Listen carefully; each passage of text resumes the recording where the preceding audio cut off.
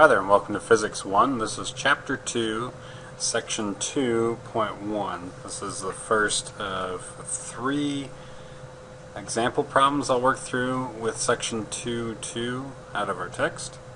This first one is dealing with average acceleration. Alright, so our sample problem says in 1977 off the coast of Australia, the fastest speed vessel on water was achieved. If the vessel were to undergo an average acceleration of 1.80 meters per second squared, it would go from rest to its top speed in 85.6 seconds. What is the speed of the vessel? So let's start off by looking at what we're given here. So our givens, we've got a lot of fluff again, but we're given that our acceleration, or our average acceleration, is 1.80 meters per second squared. We're also given that the change in time is 85.6 seconds.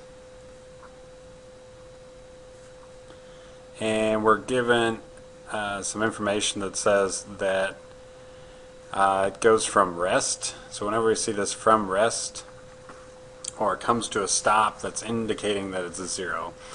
From rest would indicate that we're starting at zero, so my initial velocity is 0 meters per second.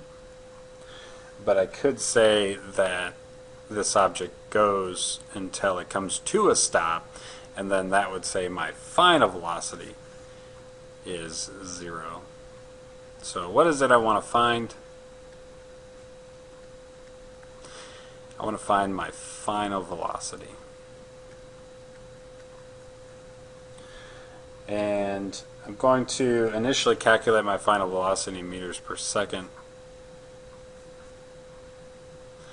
but then I'm going to upscale this to kilometers per hour.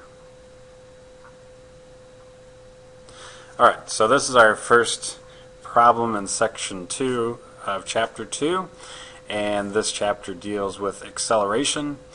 So acceleration is going to be equal to a change in velocity divided by a change in time. Another way I can word this is to say that my acceleration is my final velocity minus my initial velocity, all divided by, again, my change in time.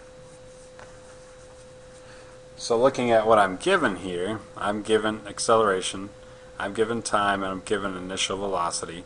So what I'm wanting to find is this final velocity. So I'm going to have to rearrange my equation. I'm going to multiply both sides by delta t, and then I'm going to add vi to both sides.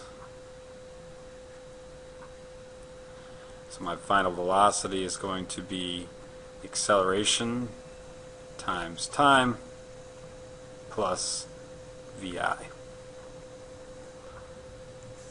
Alright, so my final velocity is equal to my acceleration, 1.80 meters per second squared, times my time, 85.6 seconds, and then I'm adding my initial velocity, which is 0, so that basically just drops out. So multiplying these two numbers together, I do lose one of my seconds, and my units are just left with meters per second. So the product of these two numbers gives me 154 meters per second.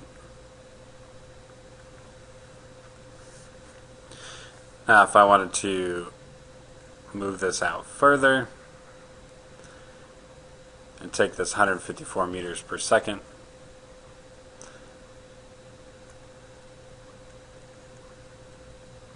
and I want to make it kilometers per hour, we'll multiply by 3,600 seconds. That's how many seconds are in an hour. That cancels my second units out. Leaves me with hours. And then to get rid of meters and go to kilometers, 1 kilometer is equal to the 1,000 meters. So here my meters cancel, and I'm left with kilometers per hour as my units. And doing the math, I should get 554 kilometers per hour. Alright, something I didn't do for you, but what we need to do also is make sure we've got an image, a visual to represent this as well. I would also like to point out that this is the first chance that we're actually have an opportunity to build on equations. So looking at our change of velocity, we could have been asked to find that given a change in distance divided by a change in time. So this is just our first example of how equations can build. If I'm not given any velocity values and I'm given an acceleration time and then a velocity time component, so these two times are different, I could figure out what the velocity is for this equation. So distance divided by time can give me the velocity, and I could say it accelerates in 2 seconds. So then I would say, well, okay, that's divided by 2 to give me an acceleration. So just to be aware that these compounding problems are going to take place, and we just have to be aware of that.